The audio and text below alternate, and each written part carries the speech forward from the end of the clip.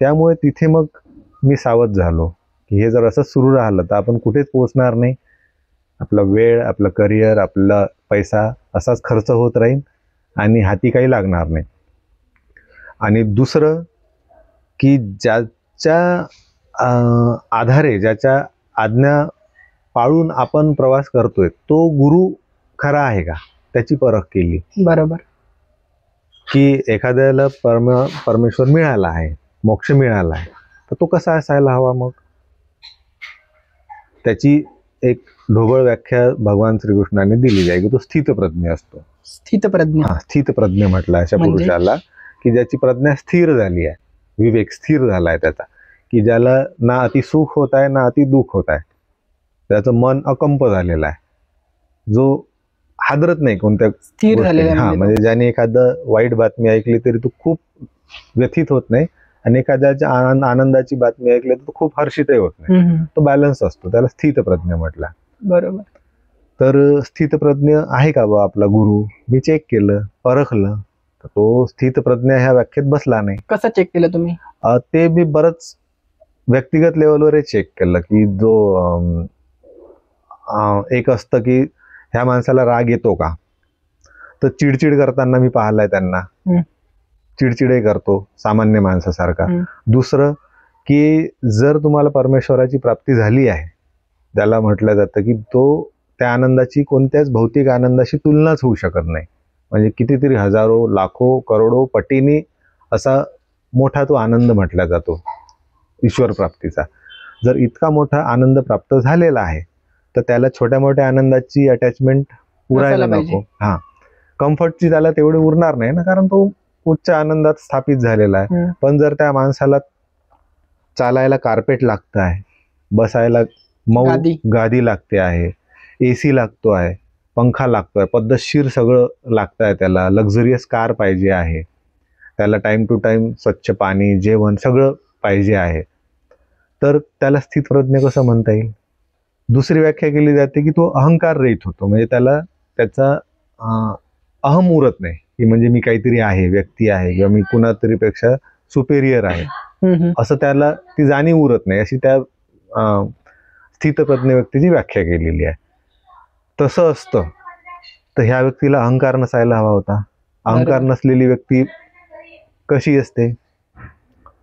पूर्णपणे अहंकार नाहीत ते तर सोडूनच द्या, पण जी कमी घमंडी म्हणतो आपण, डाऊन टू अर्थ असलेली व्यक्ती, आपण म्हणतो अरे खूप डाऊन टू अर्थ आहे व्यक्ती. का तर इतका मोठा असून लोकांमध्ये मिसळतो, लोकांना हक करतो, शेक हँड करतो, सोबत बसतो, त्याला असं काही हे नाही की मला अशी बसायला अशी खुर्ची का मिळाली. तर घमंड नाही त्या माणसाला. इतका पैसावाला आहे पण बघ घमंड, आम्ही घरी बोलावलं आमच्या झोपड्यात येऊन चहा पितो, मिसळतो, बाजारात जातो, भाजीपाला घेऊन येतो. म्हणजे एक साधारण माणूस. जसं आपण संत तुकारामांचं उदाहरण घेऊया, नाही का, की अहंकार रहित माणूस. त्यांचं उदाहरण देताना लोक सांगतात की त्यांच्यात इतकी विनम्रता आलेली होती की पक्षी, पशु त्यांच्यासोबत कम्फर्टेबल फील करायचे, नाही का. शेतात काम करतोय, बायकोनी काही म्हटलं जा हे भाजीपाला घेऊन या, जाऊन बाजारातून घेऊन येतो, याला म्हणतो आपण साधारण माणूस. आणि सेलिब्रिटी कसा जगतो, luxury life, luxurious life. Celebrity तुम्हाला कधी कोणत्या रांगेत उभा दिसेल का, राशनच्या रांगेत उभा दिसेल का. कारण त्याला एक इगो असतो, इथं सेलिब्रिटी आहे, इथे कसा जाणार. कधी तो तुम्हाला आधार कार्डाच्या रांगेत दिसणार नाही, नाही का. ह्या लोकांच्या रांगा वेगळ्या असतात, VIP जे असतात ते VIP सीट. कारण साधारण लोकांच्या रांगेत उभं राहणं त्यांच्या अहंकाराला झेपत नाही, म्हणून ते स्वतःला वेगळं अलिप्त ठेवतात. तर जेव्हा मी पाहिलं की आपण ज्याला गुरु म्हणतो, हा गुरु तर कुणासोबत स्टेज शेअर करत नाही. त्याच्या पुस्तकाचं, त्यांनी लिहिलेल्या पुस्तकाचं उद्घाटन असतं, त्याच्या उद्घाटनाला शाहरुख खान, प्रकाश आमटे ह्यासारखे दिग्गज आलेले असतात, तर त्यांच्यासोबत तो स्टेज शेअर करत नाही. हा किती मोठा अहंकार झाला, खूप मोठा, नाही का. तो पुण्यात राहतो, तर पुण्यात त्याला कोणी बाजारात फिरताना पाहिलं नाही, किंवा तो कोणत्या सलूनच्या दुकानात गेला आपल्या कॉमन मॅन सारखा, करून दे रे माझी दाढी थोडी कटिंग करून दे रे, नाही. त्याची पब्लिक लाईफच नाही आहे. तो आश्रमातून घरी जातो, घरून आश्रमात येतो, आश्रमातून घरी जातो, घरून आश्रमात येतो, त्याच्या लक्झरियस कारमध्ये बसून. तर ह्या माणसाला अहंकार नाही हे कसं म्हणणार तुम्ही. अहंकार नसलेला माणूस कुठे पुण्यात चहाच्या टपरीवर उभा दिसला पाहिजे ना तुम्हाला, राईट. नाही का?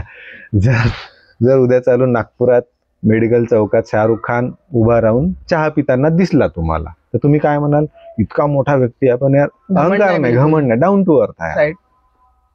आपण त्याला डाऊन टू अर्थ म्हणतो ना, त्याला कमी अहंकार आहे. मुकेश अंबानी नाही दिसणार का? कारण तो श्रीमंती सोबत सोबत त्याला अहंकारही आहे, नाही दिसणार तो.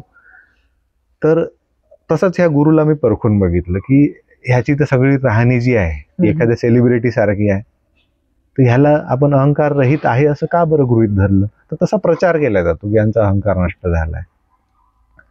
तर हे जेव्हा मी परखलं तेव्हा मग मी हळूहळू जागा व्हायला लागलो, आणि त्यातून मग नंतर महात्मा फुलेंची पुस्तकं वाचली, डॉक्टर बाबासाहेब आंबेडकरांची पुस्तकं वाचली, मग रॅशनल थिंकिंग कशी असते, क्वेश्चन कसे केले जातात, चिकित्सा कशी करायची वैज्ञानिक कसोटीवर, हे सगळं मग मी परखून बघितलं, आणि मग मला त्यातला फोलपणा लक्षात यायला लागला, आणि मग हळूहळू त्यातून बाहेर पडलो. तुमच्या सोबत जे मित्र होते तुम्ही सांगत होते मगाशी, त्यांची काय परिस्थिती आहे आता? त्यापैकी जे घरून बरे होते आर्थिकदृष्ट्या, की ज्यांना बापदाद्यांची कमाई होती, त्यांची थोडी बरी परिस्थिती आहे.